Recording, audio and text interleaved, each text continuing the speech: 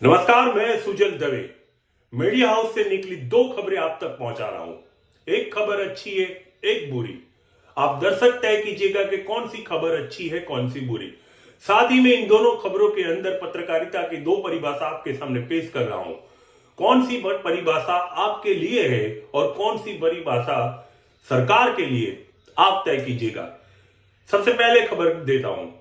अर्नब गोस्वामी को उत्तर प्रदेश सरकार ने नोएडा के अंदर प्लॉट दे दिया है, यानी कि जमीन दे दी है। उत्तर प्रदेश सरकार यानी मुख्यमंत्री योगी आदित्यनाथ ने यह फैसला ले लिया है कि अर्नब गोस्वामी को नोएडा के अंदर एक प्लॉट दे दिया जाएगा। माना जा रहा है कि अर्नब गोस्वामी वहां पर अपना स्टूडियो बनाएंगे।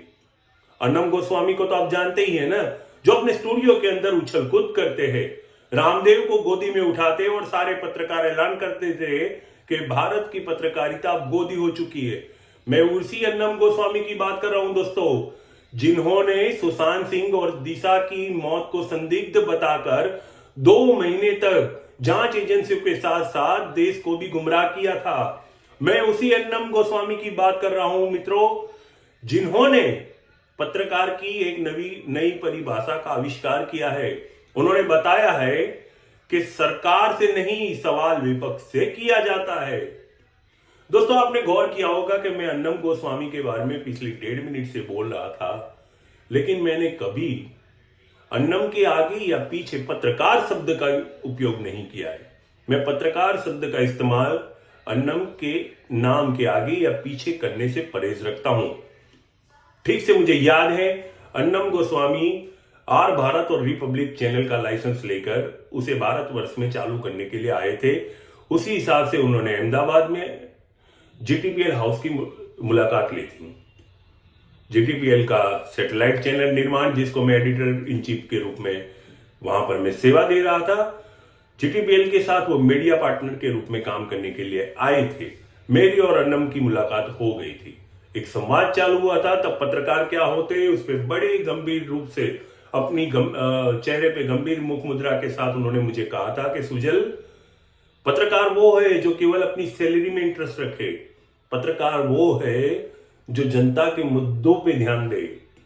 मैं काफी प्रभावित हुआ था, क्योंकि उन्होंने टाइम्स नाउ को छोड़ के रिपब्लिक स्टार्ट करने की सोची थी।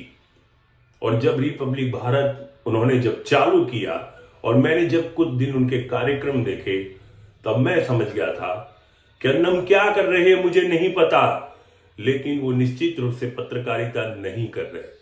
उस दिन से लेके आज तक हम दोनों ने एक दूसरे का संपर्क छोड़ दिया है। इसी अर्नब गोस्वामी में योगी आदित्यनाथ को पत्रकारिता दिख रही है। अब जब मुख्यमंत्री, जिसे आप बुलडोजर बाबा के नाम से जानते हैं, उन्हें अर्नब में पत्रकारिता दिख रही हो, तो मैं हैरान हूं कि इस पत्रकार को अभी तक भारत सरकार ने भारत रत्न या पद्म विभूषण से सम्मानित क्यों नहीं किया है। आप सभी गोदी मीडिया के दर्शकों से मैं निवेदन करता हूं कि दिल्ली का ट्रेन पकड़िए, रामलीला मैदान खाली है, सरकार के सामने धरना करके अर्नब को भारत रत्न पारितोषिक या सम्मान से सम्मानित कराइए। यह है अर्नब की पत्रकारिता और पत्रकारिता की एक परिभाषा। अब आपके सामने दूसरी खबर दोस्तों। मैं जानता हूं आपको अंदेशा है कि मैं क्या बोलने जा रहा हूं। आप बिल्कुल सही सोच रहे हैं। मैं जिक्र करने वाला हूं एनडीटीवी के वरिष्ठ पत्रकार रवीश कुमार ने इस्तीफा दे दिया है। एक पत्रकार जब इस्तीफा देता है या दूसरी नौकरी ज्वाइन करता है तो इस पे चर्चाएं बहुत कम होती है, लेकिन रवीश कुमार ने इस्तीफा दिया है, इस पे काफी चर्चा हो रही है दोस्तों। इस मामले को समझने के लिए आपको एनडीटीवी और रवीश कुमार दोनों के सफर को देखना पड़ेगा। जब जब एनडीटीवी का जिक्र होता है तो उसमें रवीश कुमार का चेहरा ही लोग ढूंढते हैं, और जब जब रवीश कुमार का जिक्र होता है तब लोगों को एनडीटीवी ही याद आता है। 1996 के साल में रवीश कुमार ने एनडीटीवी ज्वाइन किया था। 2022 में आखिरकार गुड बाय कह दिया है। 26 साल का सफर एक मामूली सफर नहीं होता। दोस्त दुश्मन बन जाते हैं और दोस्त कई परिवार के सदस्य भी बन जाते हैं। दुश्मन दोस्त बनते हैं, परिवार के सदस्य भी बनते हैं।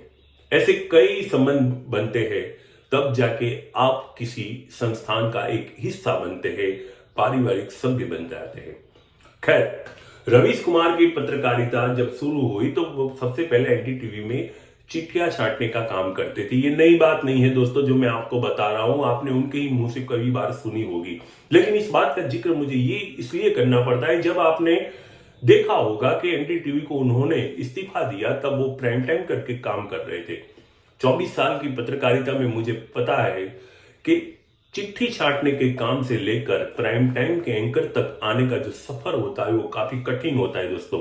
इसके लिए लोगों की समस्याओं को समझना पड़ता है, जमीन पे जाना पड़ता है। जिस रिपोर्टिंग में कपड़ों की इस्त्री नहीं खराब होती, वहां पर मैले कुचले हालात में भी लोगों की समस्याओं को समझने के लिए खड़े होकर सरकार की आलोचना करनी पड़ती है, सरकार से सवाल करने पड़ते हैं। दरअसल दोस्तों, हर बार रवीश के लिए और खास करके 2014 के बाद रवीश के लिए खासतौर पे आईटी सेल की तरफ से एक प्रचार हो रहा था कि वो बायस रिपोर्टिंग करते हैं।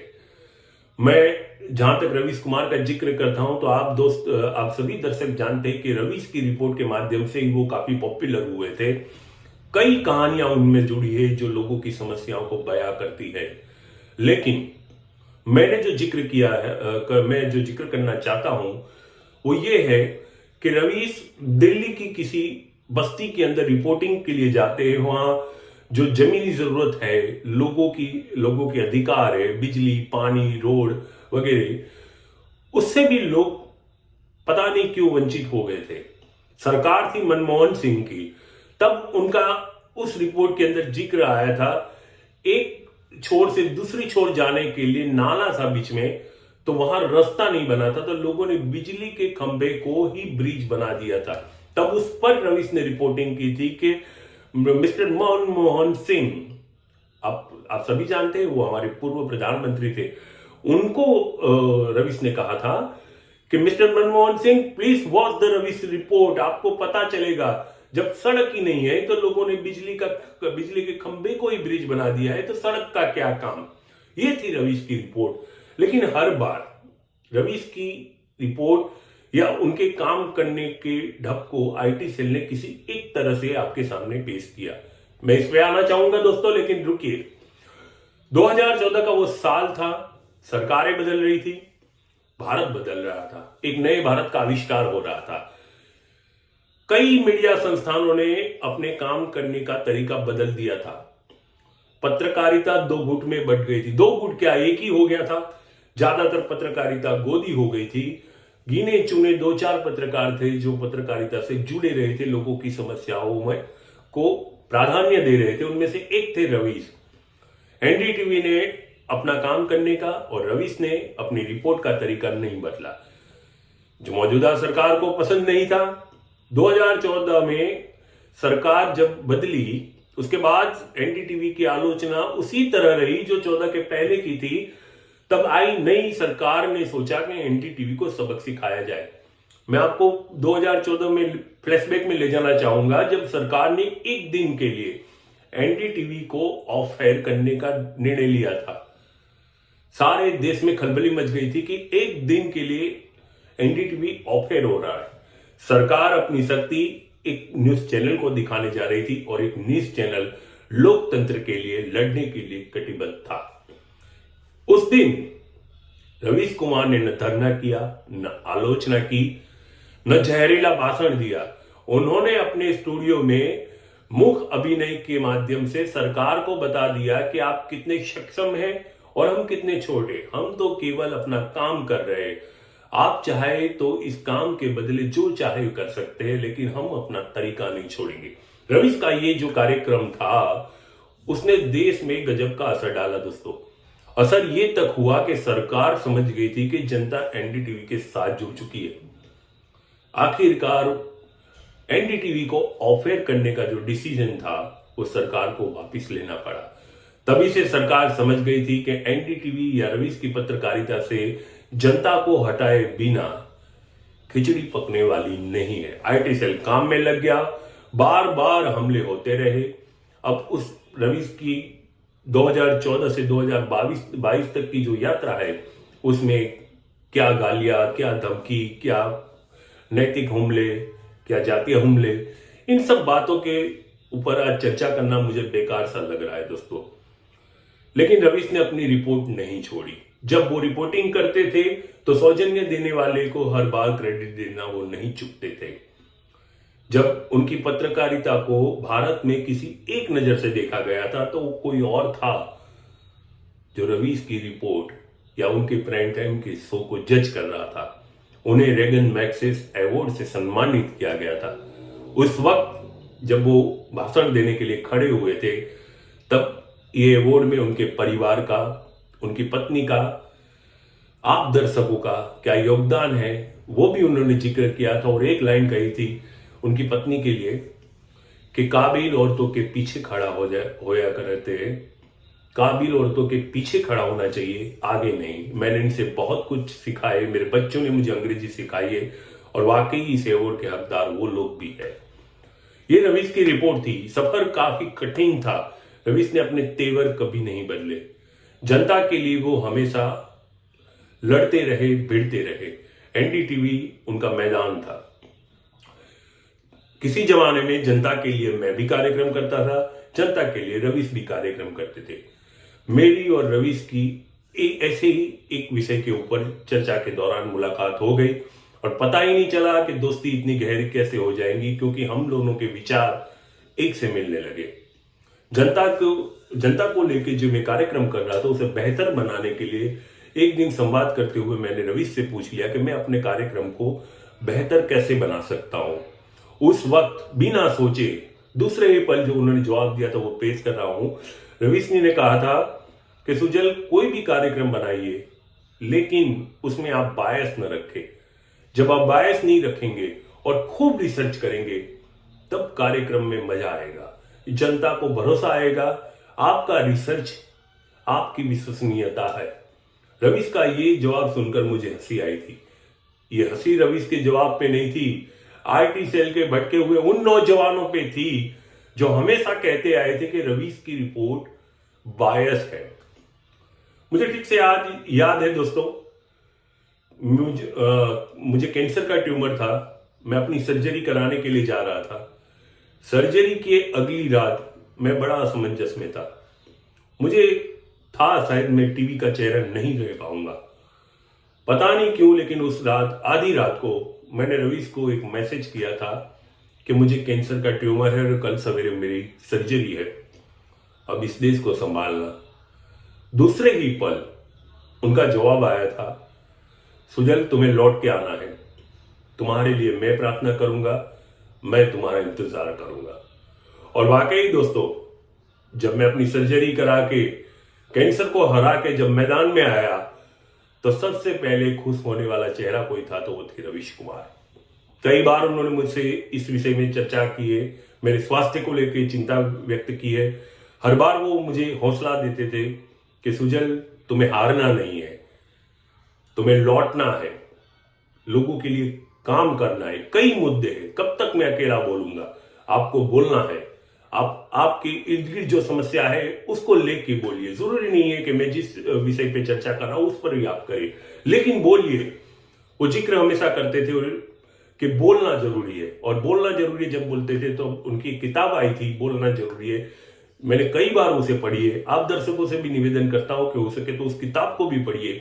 कम से कम आपके दिलो दिमाग में जो डर है वो दूर हो जाएगा। और हम दोनों बोलते रहते थे।